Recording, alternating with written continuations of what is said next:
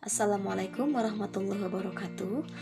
Nama saya Ika Lestari, kelas NR3 dengan NIM 186-20585, Prodi PG PAUD dari Universitas Pancasakti, Bekasi. Pada video kali ini, saya akan memenuhi tugas pengganti UAS dengan mata kuliah Kecerdasan Majemuk dengan dosen pengampu Bunda Roza Yenita MPD. Dengan materi penerapan metode curah gagasan atau brainstorming untuk meningkatkan kemampuan mengemukakan pendapat siswa atau murid. Inilah pemaparan materinya.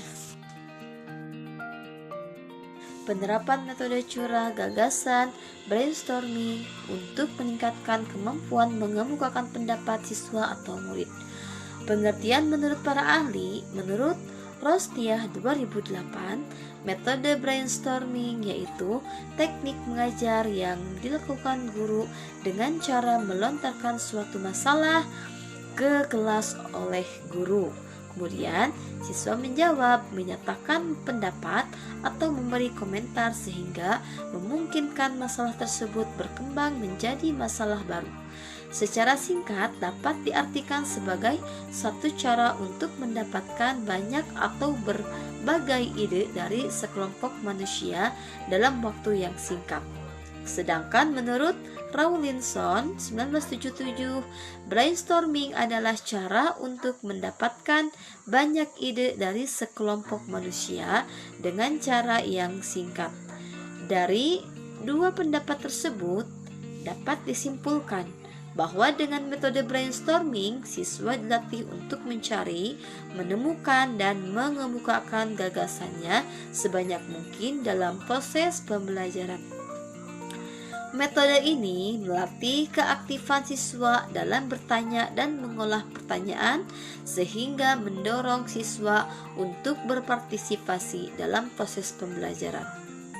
Metode ini bertujuan untuk mengumpulkan gagasan atau pendapat dalam rangka menentukan dan memilih berbagai pernyataan sebagai jawaban terhadap pertanyaan yang berkaitan dengan pembelajaran.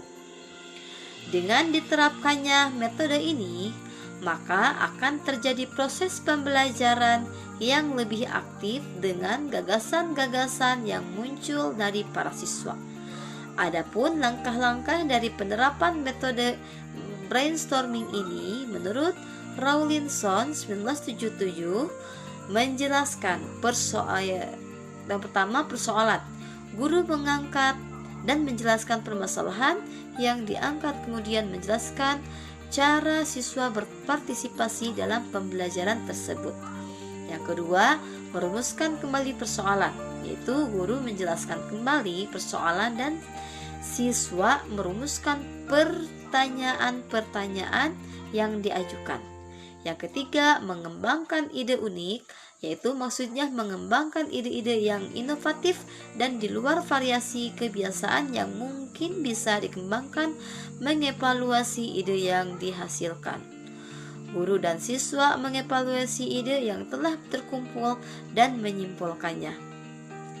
Pendapat merupakan respon yang diberikan seseorang, yaitu komunikasi kepada komunikator yang sebelumnya telah memberikan pertanyaan.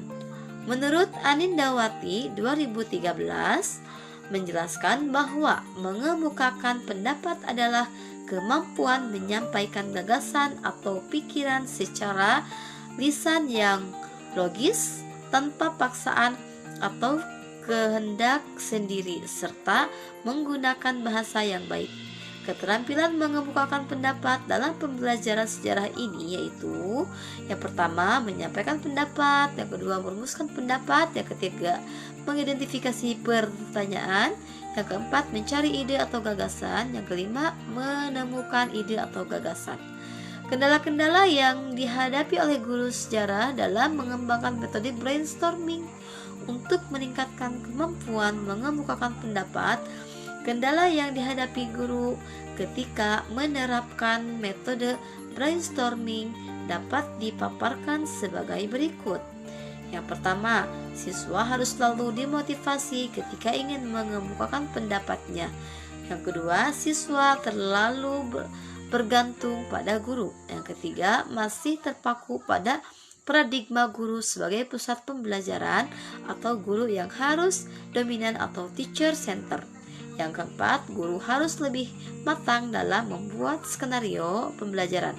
Kelima, guru harus lebih menarik dalam membuat pertanyaan agar siswa lebih antusias. Yang keenam, media yang digunakan harus semenarik mungkin agar siswa lebih tertarik dalam proses pembelajaran. Maka setelah terdapat beberapa kendala yang terdapat dalam penerapan metode brainstorming untuk meningkatkan kemampuan mengemukakan pendapat, peneliti berupaya dan berusaha untuk mengatasi kendala-kendala yang dihadapi. Solusi masalah sebagai berikut. Yang pertama, guru selalu memotivasi siswa agar siswanya berkompetisi dalam mengemukakan pendapatnya.